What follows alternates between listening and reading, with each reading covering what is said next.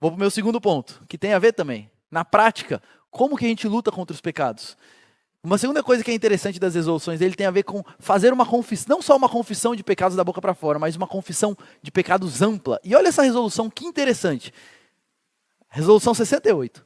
Resolvi confessar abertamente tudo aquilo em que me acho enfermo ou em pecado.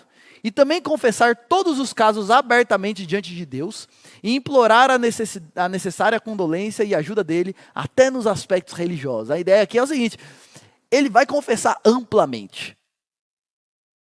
Eu vou falar mesmo. E vou ser sincero mesmo, e vou ser franco mesmo. E é que eu acho interessante porque muitas vezes a gente até se arrepende e confessa. Mas é aquele arrependimento, é aquela confissão assim: Senhor, perdoa pelos meus pecados. Eu confesso meu pecado assim: ô João, desculpa aí se eu fiz alguma coisa contra você, tá? Não é uma coisa assim, genuína, profunda e ampla. A ideia aqui dele é o seguinte: eu vou meditar constantemente assim, ó, em cada aspecto, e vou confessar aquilo de maneira ampla, diante de Deus e diante de quem eu precisar confessar. É um compromisso que ele está fazendo, sem esconder, sem minimizar, sem racionalizar, ou fingir que não percebeu. A gente faz isso muito. Racionalizar o pecado, a gente faz isso demais, gente. Que é quando a gente cria uma desculpa pra gente mesmo, para aquilo que a gente fez. Não, eu sei que não sei o quê, mas quando eu me comparo assim, puxa vida, tem a misericórdia, né? Tanta gente pior que eu. Você está falando de mim, mas olha só, e você? A gente vive fugindo, minimizando, racionalizando. A ideia da confissão ampla é: eu não vou fugir.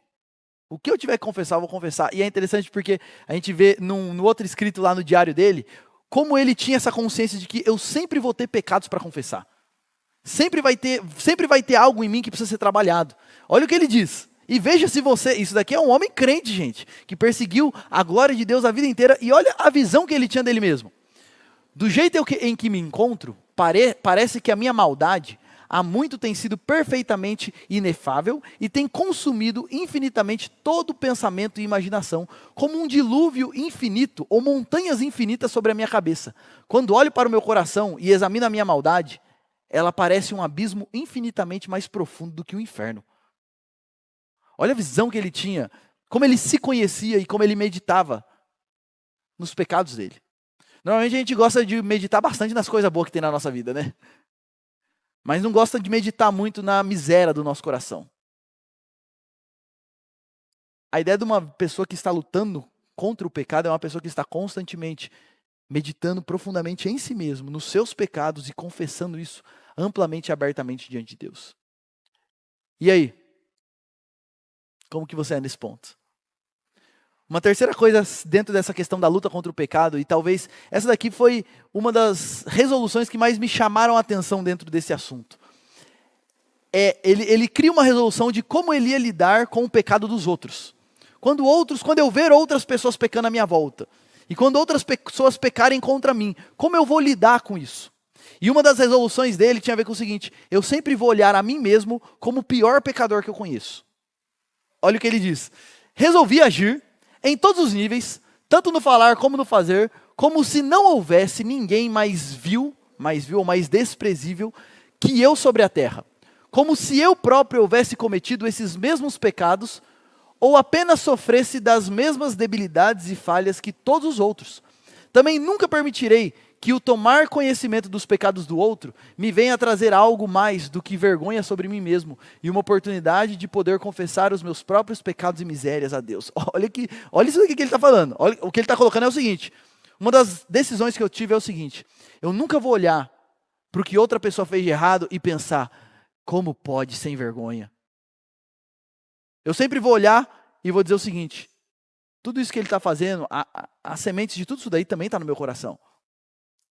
E se eu meditar profundamente no meu coração, eu sei que eu faço tudo isso daí também, em menor ou maior escala. E eu sei das coisas que se passam no meu coração que ninguém conhece. Então eu nunca vou olhar para ninguém de cima para baixo. E nunca vou olhar para ninguém que peca contra mim como ele pode? Eu me esforçando, eu fazendo e ele não. Porque eu sei que eu não sou melhor que ele. Porque eu sei que eu não sou melhor do que ninguém. Porque eu sei que eu sou tão pecador quanto qualquer um à minha volta. E a ideia é que ele ia olhar para si mesmo como pior pessoa viva que ele conhecia. E aqui eu lembro do apóstolo Paulo, que diz lá em 1 Timóteo, que a graça do Senhor Jesus se manifestou para salvar os homens, para salvar os pecadores, dos quais ele era o... Lembra desse texto? O principal. E o ponto é o seguinte, só você conhece, as únicas intenções do coração e pensamentos que você conhece são os seus. Então, de conhecimento de causa, você deveria ser o pior pecador que você conhece. E Jonathan Edwards falou assim, na minha luta contra o pecado, uma das coisas que eu vou fazer é sempre me olhar. Não como uma pessoa que está acima dos pecados à minha volta, mas como uma pessoa que está no mesmo nível. E até pior do que as pessoas à minha volta. Ele se preocupava muito, gente, com a possibilidade de observar o pecado dos outros e sentir-se orgulhoso ou menosprezar as pessoas. Ele tinha essa preocupação de começar a olhar para as pessoas à sua volta e não tem nada mais... Esse é um contrassenso que às vezes existe dentro da igreja.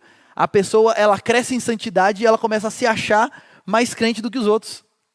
Quando o caminho é o inverso. Quanto mais santo uma pessoa está, mais ela vai perceber o pecado dela.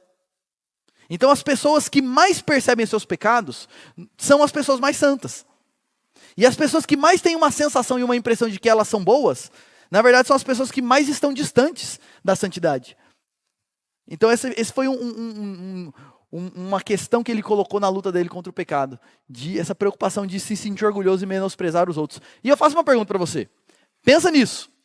Como você reage ao pecado dos outros à sua volta? Vou dar um exemplo bobo, mas que pega todo mundo. Quando você vê aqueles políticos, e aquele político, que depois de fazer tudo que fez, e depois deles fazerem tudo que eles fazem, continua lá, como que você reage?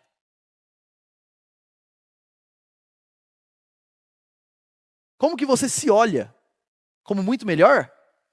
Uma coisa que eu sempre brinco, agora não tem mais, hoje em dia, com a digitalização de tudo, não vende mais CD pirata e etc. Mas uma coisa que eu ouvi faz tempo já, e aquilo lá ficou na minha mente. O que é pior? O político que se corrompe por causa de 10 milhões de reais? Ou você que se corrompe por causa de um CDzinho de 10 conto? Não, e o ponto é, e a gente ora e a gente pode pedir, Senhor, o que está errado, faz justiça.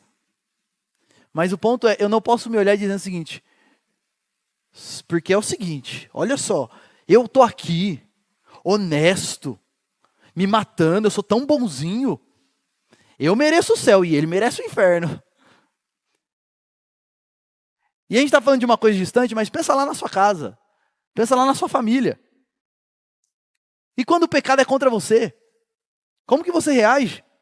Com humildade de que, rapaz, eu sou tão ruim quanto?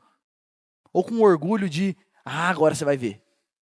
É interessante porque Jonathan Edwards, ele aproveitava, quando ele via o pecado nos outros, sabe o que ele fazia? Ele aproveitava para meditar nos pecados dele. Ele aproveitava para meditar o seguinte, isso daí está na minha vida em que áreas? Em que momentos? Porque que está aqui em algum lugar. E se eu não estou enxergando, é só eu que não estou enxergando, mas que está lá, está lá. Como que você reage com relação a isso?